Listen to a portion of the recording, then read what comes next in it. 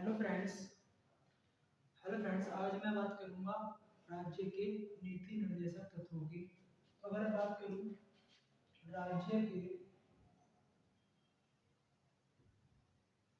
राज्य के नीति निर्देशक तत्व,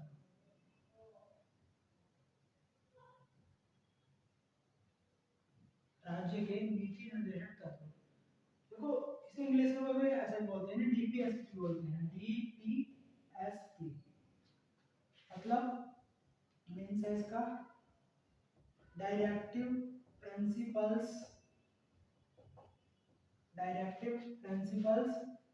ऑफ स्टेट पॉलिसी,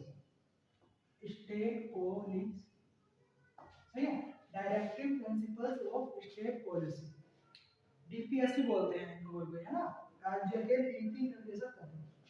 अच्छा, इनका प्रयोग क्या गया मतलब कि राज्य में कानून का प्रयोग करने के लिए कैसे कानून बनेंगे, कैसे लोक कल्याणी नीति अपनाएंगे, है ना, लोकतंत्र का विकास कैसे होगा अपने राज्य के अंदर, है ना, इसके लिए इसका बनाया गया है ना।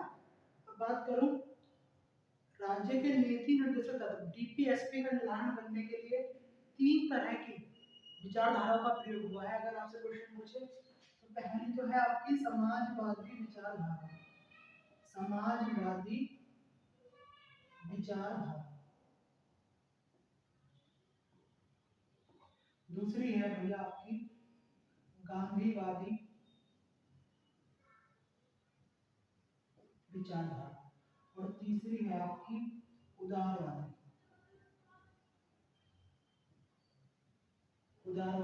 विचारधारा।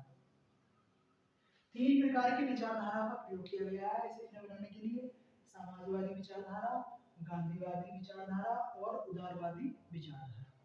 अब आप बात करोगे कि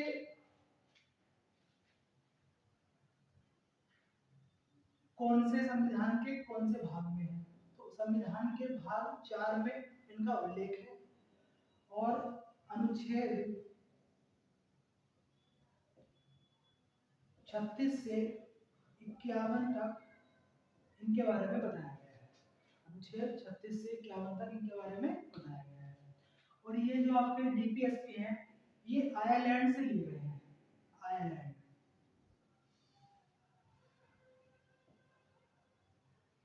ठीक है। अब आपको पता लग गया होगा तीन तरह की विचारधाराओं का प्रयोग हुआ है ना। और अगर बात करूं लोकतंत्र में दो प्रकार के लाभ बताए गए हैं इसके अंदर, आर्थिक और सामाजिक, और तीन प्रकार के न्याय की बात की गई है, सामाजिक, आर्थिक और राजनीतिक। तीन प्रकार के न्याय हैं और दो प्रकार का क्या है आपका आर्थिक लाभ। न्याय मतलब लोकतंत्र के लिए लाभ, लोगों के लिए लाभ क्या मिलेगा, है ना, लोक कल्याण के लिए, आर्थिक और सामाजिक, दो तरह का लाभ और तीन तरह की आपकी क्या न्याय की व्यवस्था। तो आपको पता लग गया होगा भाग 4 में दे रखे हैं संविधान के, अनुच्छेद 36 से 51, और कहां से ले गए भैया, आयरलैंड से लिए गए हैं ये संविधान में, है ना। अब मैं अनुच्छेद 36 से 51 तक आपको बताऊंगा कि इसमें क्या क्या है राज्य के नीति निर्देशक तत्वों में। तो अगर मैं बात करूं अनुच्छेद 36, अनुच्छेद 36 इसमें बताया गया है राज्य की परिभाषा, इसमें राज्य की परिभाषा दी गई है कि राज्य की क्या परिभाषा होगी, राज्य की परिभाषा। फिर है आपका अनुच्छेद 37, इसमें दे रखा है भैया न्यायालय में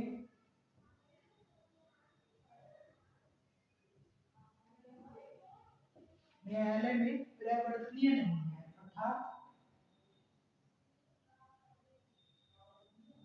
अर्थात इनके लिए अगर आपसे भी विवाद हो जाता है कि नीति निर्देशक तत्वों में, तो इनके लिए आप न्यायालय की शरण नहीं ले सकते, अर्थात इनके लिए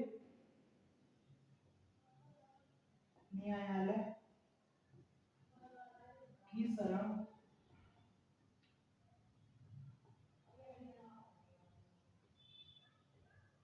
आपको पता लग गया होगा, ठीक है। अनुच्छेद 36 में दे रखा है राज्य की परिभाषा, अनुच्छेद 37 में दे रखा है न्यायालय में प्रवर्तनीय नहीं है, अर्थात इनके लिए आप न्यायालय की शरण नहीं ले सकते। ठीक है, अनुच्छेद 38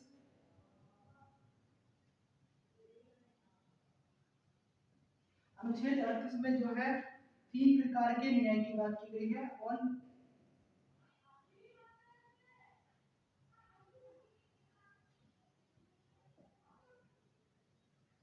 लोक कल्याण के लिए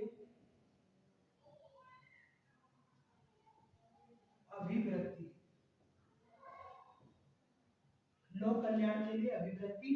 और न्याय की बात की गई है 3 प्रकार के, सामाजिक,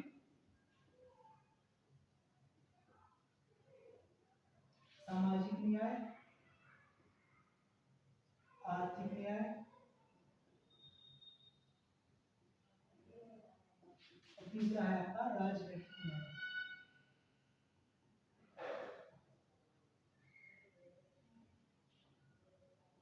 और लोक कल्याण के लिए जो अभिव्यक्तियां कितने प्रकार की हैं, कितने लोग यहाँ पे, सामाजिक और आर्थिक, केवल 2 प्रकार का। ठीक है, अनुच्छेद 38 की बात हो गई। अब बात करते हैं हम अनुच्छेद 39। अनुच्छेद 39 में बताया गया है कि समान कार्य के लिए समान वेतन मिलेगा आपको। समान कार्य, समान कार्य के लिए समान वेतन, समान कार्य के लिए समान वेतन। अब है आपका अनुच्छेद 39 क्या है, 39 क्या हो रहा है आपका, इसमें बताया गया है कि समान तो न्याय मिलेगा और दूसरा निःशुल्क विधि सहायता, मतलब आपको निःशुल्क विधि सहायता दी जाएगी। अगर आपके पास पैसे नहीं है वकील बनने के लिए, सरकारी वकील दिया जाएगा, है ना। जैसे अजमल कसाब था, ठीक है, इसका वकील है तो वकील दिया सरकारी तरफ से, है ना। निःशुल्क विधि सहायता मिलेगी, कानून की विधि सहायता जो है तो निःशुल्क रहेगी। और दरोगा के पास जाओगे, दरोगा से पूछोगे भाई मान लो कोई केस फंस गया आपका, दरोगा से उसके बारे में पूछोगे तो बताएगा ना, वो निःशुल्क विधि सहायता देगा आपको। ठीक है, फिर आपका अनुच्छेद 40, इसमें ग्राम पंचायत का उल्लेख है। ग्राम पंचायत, इसमें ग्राम पंचायत के बारे में बताया गया है। ग्राम पंचायत में एक तो गांधी BS अम्बेडकर की बात होती है। तो ग्राम पंचायत की व्यवस्था के लिए गांधी जी तो थे इसके सपोर्ट में, और अम्बेडकर जो इसके खिलाफ थे पूरी तरह। गांधी जी ने इसे सपोर्ट किया, इसीलिए ग्राम पंचायत सबसे पहले जो लागू हुई वो इन्हीं के जन्म दिवस पर हुई, 2 अक्टूबर 1959। 2 अक्टूबर 1959 को कहाँ पे हुई थी, राजस्थान के नागौर जिले में, आपको पता होगा, है ना। तो गांधी जी से सपोर्ट में थे और अम्बेडकर थे इसके खिलाफ। अनुच्छेद 40 में दे रखा है ग्राम पंचायत के बारे में। फिर है आपका अनुच्छेद 41। अनुच्छेद 41 की बात करूं अगर मैं नीति निर्देशक तत्वों में, तो अनुच्छेद 41 में जो दे रखा है वो दे रखा है आपका कुछ दशाओं में, कुछ दशाओं में सरकारी सहायता, कुछ दशाओं में आपको सरकारी सहायता भी दी जाएगी। जैसे या तो आप विकलांग हो या बुढ़ापा हो,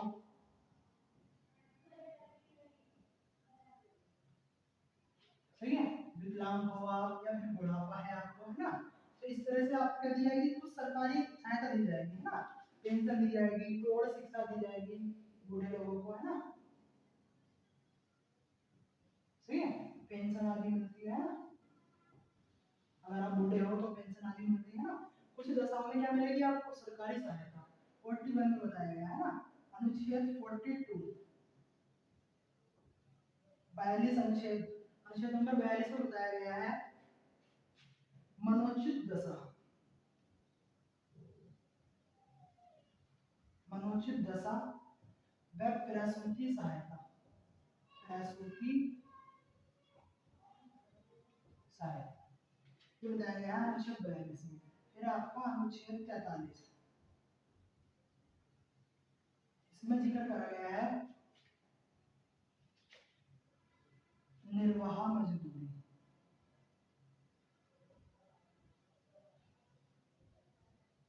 निर्वाह मजदूरी। फिर आपका अनुच्छेद 43 कै। 43 कै में बताया गया है कामगारों की भागीदारी। कामगारों की भागीदारी।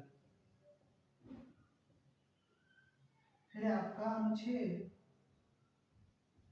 43 ख, इसमें है सहकारी समिति।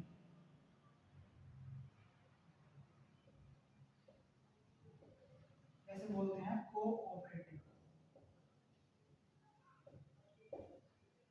इसका जिक्र किसमें है, अनुच्छेद 43 ख। फिर आपका अनुच्छेद 44, इसमें बताया गया है समान सिविल संहिता। समान सिविल संहिता, यूनिफॉर्म सिविल कोड। समान सिविल संहिता अनुच्छेद 44। फिर आपका अनुच्छेद 45, इसमें बताया गया है 6 वर्ष से कम, 6 वर्ष से कम आयु के बच्चे के स्वास्थ्य की देखभाल,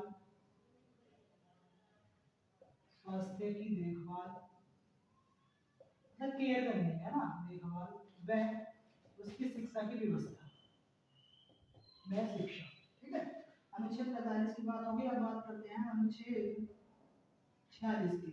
इसमें एससी एसटी से संबंधित, एससी एसटी के लिए प्रावधान है, एससी एसटी के लिए कुछ प्रावधान है।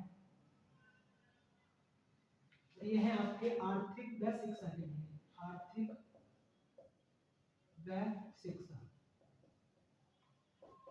ठीक है भैया, अनुच्छेद 46 हो गया। अब है आपका अनुच्छेद 47, अनुच्छेद 47। इसमें जिक्र है पोषाहार। पोषाहार जैसे मिड डे मील है, ठीक है, और लोक कल्याण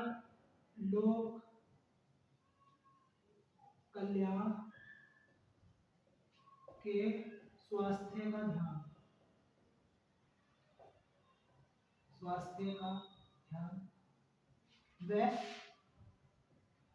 मदिरा निषेध, मदिरा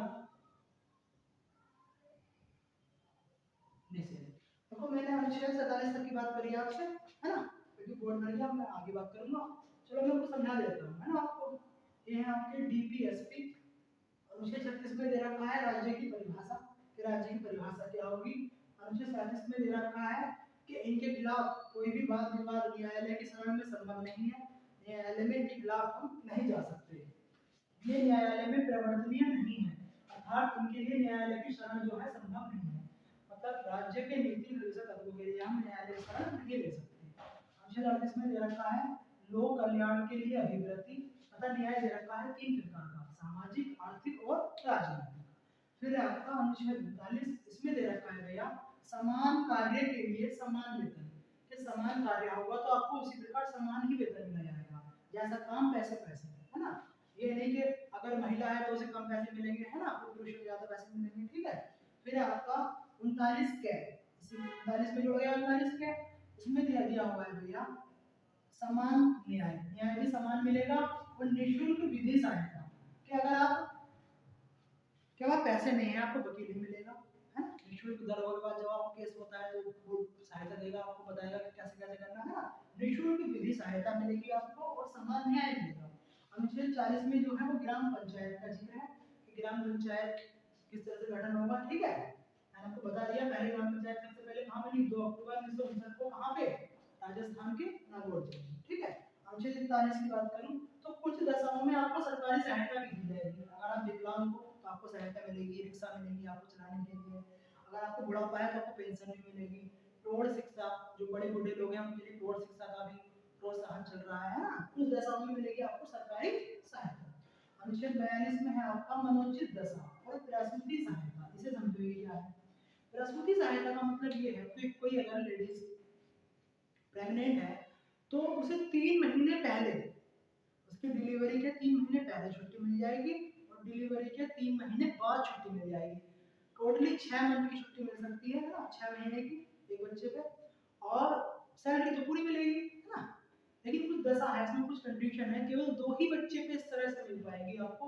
ये नहीं कि आपको आप बच्चे करते रहो और छुट्टी मिलती रहे है ना, इससे सरकार नुकसान में आ जाएगी। ठीक है, तो और पति को भी छुट्टी मिल सकती है 15 दिन की छुट्टी, बच्चे होने से पहले और बच्चे होने के बाद तक। मतलब पति को मिल सकती है 1 महीने की छुट्टी और महिला को मिलती है 6 महीने की छुट्टी। ठीक है, मनोचित दशा का मतलब यही है कि अगर आपकी दशा ठीक नहीं है मन की, आपको ध्यान आ रहा है कि घर में कोई बीमार पड़ा है, कुछ बात हो रही है, तो आपको मतलब आपकी वाइफ बीमार है ना, तो आपको उसे ले आना पड़ेगा, तो आपको छुट्टी दे देगी सरकार। ठीक है, फिर आपका अनुच्छेद 43 में है निर्वाह मजदूरी, कि इतनी तो मजदूरी मिले, मतलब जीवन तो अपना यापन हो सके, मतलब किसी काम के लिए इतनी मजदूरी तय है कि उसका जीवन यापन हो सके। निर्वाह मजदूरी, आप किसी को काम कराते हो तो उसे उतनी तो मजदूरी दोगे ना जितना वो जीवन यापन कर सके, तो निर्वाह मजदूरी। ठीक है, 43 में है। 43 में है काम वालों की भागीदारी, कि काम वालों की भागीदारी कैसी होगी, कौन से काम रहेंगे, महिला के लिए रहेंगे, पुरुष के लिए रहेंगे। ठीक है, काम वालों की भागीदारी कैसी रहेगी। 43 में दे रखा है सहकारी समिति, मतलब कि कोऑपरेटिव। सहकारी समिति मतलब ये कि अगर गांव में कोई काम होना है तो उसके लिए कुछ व्यवस्था की जाएगी ना, 5-6 आदमी मिलकर कोई समिति बना लें, काम करने लगे, तो सरकार से उन्हें सहायता मिल जाए। जैसे बैंक होते हैं कोऑपरेटिव बैंक, सरकार से सहायता मिल जाती है। स्कूल होते हैं, कुछ कंपनियां भी कोऑपरेटिव होती हैं, है ना। ठीक है, आप समझ में सहकारी समिति। 44 में दे रखा है, देखो 44 ये याद करनी बहुत जरूरी है। देखो 41, 42, 43, अनुच्छेद 41, 42, 43, इसे आप याद कर सकते हो दे में दमन, दे में अर्थात इसमें क्या है, 41 में है दशा, है ना, दे से, और में से क्या है मनोचित दशा। ठीक है, में से है निर्वाह मजदूरी। 41, 42, 43 और 44 तो आसान है याद करना, क्योंकि 4 और 4 दोनों एक से हैं, मतलब समान नागरिक संहिता, समान नागरिक संहिता है ना आपकी, ये समान सिविल संहिता। ठीक है, यूनिफॉर्म सिविल कोड। ये किस क्षेत्र में हो सकता है, जैसे कि विवाह, तलाक, गोद, वसीयत। मतलब गोद में ऐसे है कि आप 21 साल से अपने से 21 साल से छोटे बच्चे को ही गोद दे सकते हैं। ये नहीं कि आप 30 साल के हो और अपने 28 साल के बच्चे को गोद ले लिया, ऐसा नहीं कर सकते बिल्कुल भी। आप जो है अपने से 21 साल से छोटे बच्चे को गोद लेंगे। ठीक है, विवाह में ऐसा है कि आप 2 बीवियां नहीं ले सकते, है ना। कुछ कंडीशन है कि एक बीवी किसी खत्म हो जाए, मृत्यु हो जाए, सब शादी कर रहे हैं आजकल, तो चाहे हिंदू धर्म हो, मुस्लिम धर्म हो, सब है ना। हाँ, विवाह कर सकते हो आप, लेकिन विवाह की रीति चेंज नहीं होगी, क्योंकि रीति का धार्मिक स्वतंत्रता का अधिकार है आपको, है ना। मौलिक अधिकारों की बात हो जाएगी, फिर आपस में टकराएंगे, है ना। मतलब रीति चेंज नहीं होने की आपको, क्योंकि देखो आपको पता है हिंदू धर्म में तो फेरे लेके करते हैं ना, और मुसलमान में कबूल है ना, और ईसाई धर्म में मोमबत्ती जला के, है ना, ये सब है ना। तो ये जो है आपको विवाह, तलाक, गोद, वसीयत, इसके लिए कहा कि सभी धर्मों के लिए समान संहिता बनी जाए, समान सिविल संहिता, यूनिफॉर्म सिविल कोड, है ना। ये लागू वो भी मतलब लागू तो नहीं हो पा रही, है ना, कहीं भी तो लागू मुश्किल पड़ रहा है ना। तो अनुच्छेद 44 में इसका जिक्र है, काफी इंपॉर्टेंट है, काफी बार पूछा हुआ है क्वेश्चन। अनुच्छेद 44, लेकिन अब क्या कर सकते हैं, इसके लिए न्यायालय में तो नहीं जा सकते ना, बस नहीं लागू कर रहे हैं अगर ये नीति निर्देशक तत्व, तो ये न्यायालय में क्या है, प्रवर्तन नहीं है उस शर्त के अंतर्गत। 45 में दे रखा है 6 वर्ष। हाँ, ये आप समझो, अनुच्छेद 45 की अगर मैं बात करूं तो पहले जो इसमें क्या था, इसमें 6 से 14 साल के बच्चे को निःशुल्क शिक्षा की व्यवस्था थी, लेकिन उसे हटा के 86वां संविधान संशोधन 2002 हुआ, उसे कहां पहुंचा दिया गया, मौलिक अधिकार 21A में पहुंचा दिया गया। मौलिक अधिकार 21A में आ गया ना, 21A में आ गया, है ना। और मूल कर्तव्यों में भी आ गया वो। अगर आपसे पूछेगा कि मूल कर्तव्यों में कैसे जोड़ा गया, 86वां संविधान संशोधन 2002 के अंतर्गत या मौलिक अधिकारों में कैसे जोड़ा गया, सेम है 86वां संविधान संशोधन 2002 है ना, मौलिक अधिकार बना दिया गया ना कि 6 से 14 साल के बच्चे की निःशुल्क शिक्षा उपलब्ध कराना है ना, माँ का भी कर्तव्य है कि उसे व्यवस्था कराए है ना, तो कर्तव्य है मौलिक अधिकार में। तो ये अनुच्छेद 48 जो है वो खाली हो गया था, तो अब इसमें क्या करा गया, 6 वर्ष से कम आयु के बच्चे के लिए स्वास्थ्य की देखभाल और उसकी शिक्षा की व्यवस्था करेगी, मतलब 6 साल से छोटे बच्चे की, मतलब जो बच्चा बाल्यावस्था में है। देखो उसमें तो 6 से 14 वर्ष बड़े बच्चे हो गए, 6 से बड़ा, इसमें 6 से छोटा बच्चा और 6 से नीचे। और 46 में है आपका एससी एसटी के लिए प्रावधान है विशेष, आर्थिक रूप से भी और शिक्षा के क्षेत्र में भी, है ना, छूट मिलेगी आपको आर्थिक रूप से भी और शिक्षा के क्षेत्र में भी। ये है आपका अनुच्छेद 46 एससी एसटी, ठीक है। अभी मोदी जी ने 2020 में आरक्षण खत्म हो रहा था इनका, बढ़ा के 30 साल और फिर 2030 तक कर दिया।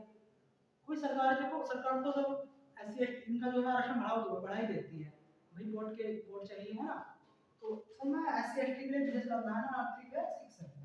अनुच्छेद 47 की बात करूं तो इसमें क्या है, पोषाहार, पोषाहार क्या है, मतलब आपको जो है मिड डे मील का खाना मिलेगा, मतलब बीच में है ना, और लोक कल्याण के स्वास्थ्य का ध्यान, मतलब लोक कल्याण लोगों के स्वास्थ्य का कैसे सही रखा जाए, और मदिरा निषेध, मतलब कि कैसे राज्य के लोगों को हम कैसे नशे से बचाएं शराब तंबाकू ये है ना सिगरेट इनसे कैसे बचाएं, इसमें दिया गया है कि इसमें ये निषेध है, लेकिन भाई निषेध तो है नहीं, तो पूरी तरह से लागू तो नहीं है ना, पोषाहार है ना, मिड डे मील और लोक कल्याण के स्वास्थ्य का ध्यान रखा गया है इस अनुच्छेद में। अनुच्छेद 47 आपका हो गया है ना, आप शायद आपको समझ में आया होगा है ना, लेकिन मैंने आपको बताया 36 से 51 की बात है, तो अब आपको मैं 47 तक मैं बता चुका, अब मैं आपको बताऊंगा अनुच्छेद 48।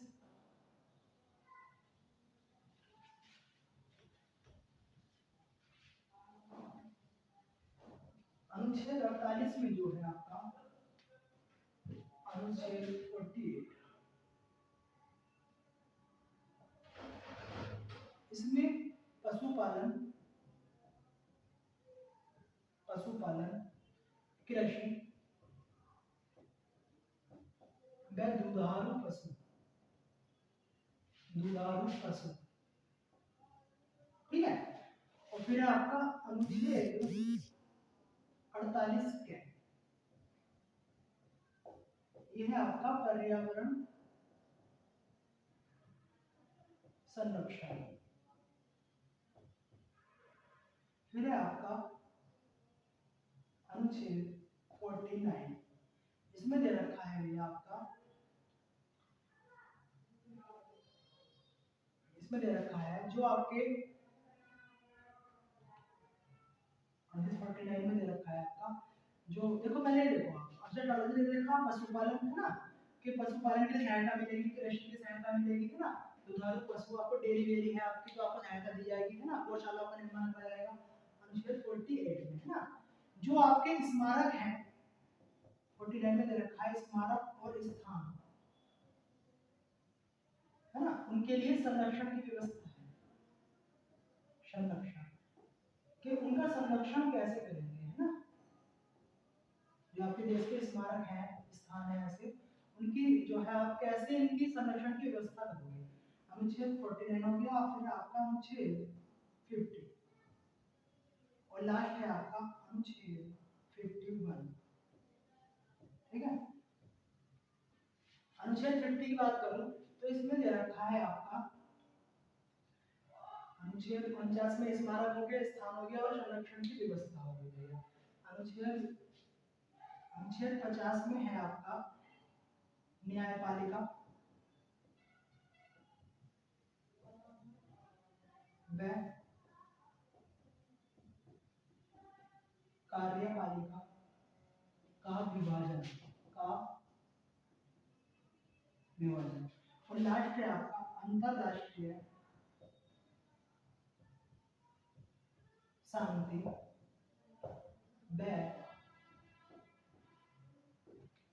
सुरक्षा को प्रोत्साहन। देखो अब इसको याद कैसे करोगे, मैंने बताया था अनुच्छेद 47 में जो है शराब को निषेध बताया गया, अब मुझे शराब नहीं पीने का तो अनुच्छेद 48 में क्या करेगा, वो पशुपालन करेगा, कृषि करेगा है ना, पशु पालेगा है ना, फिर है आपका 48 के, और फिर पेड़ पौधे भी लगाएगा, है ना, पर्यावरण संरक्षण। 49 में दे रखा है जो आपके राष्ट्रीय स्मारक है, स्थान है, उनके संरक्षण की व्यवस्था करेंगे कि कैसे संरक्षण करेंगे। अच्छा, 50 में दे रखा है न्यायपालिका व कार्यपालिका का विभाजन, तो इनके कार्य अलग अलग होंगे।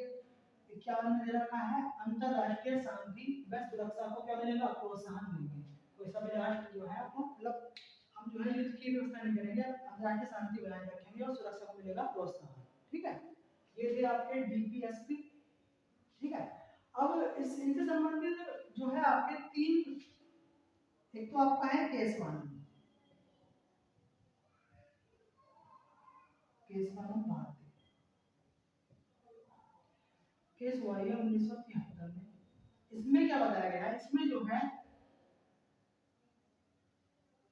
नीति निर्धारण तत्वों को श्रेष्ठ माना गया, सॉरी मौलिक अधिकारों क्या माना गया, श्रेष्ठ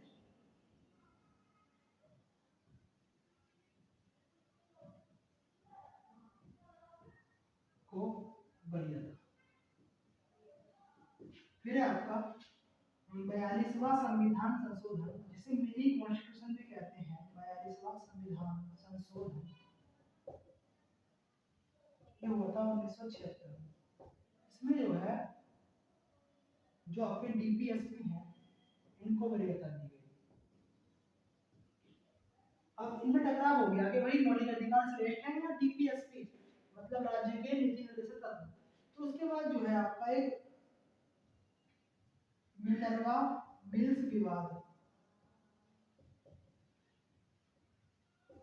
इस केस में ये हुआ आपका 1980। इस केस में दोनों में संतुलन स्थापित हुआ, दोनों में संतुलन स्थापित।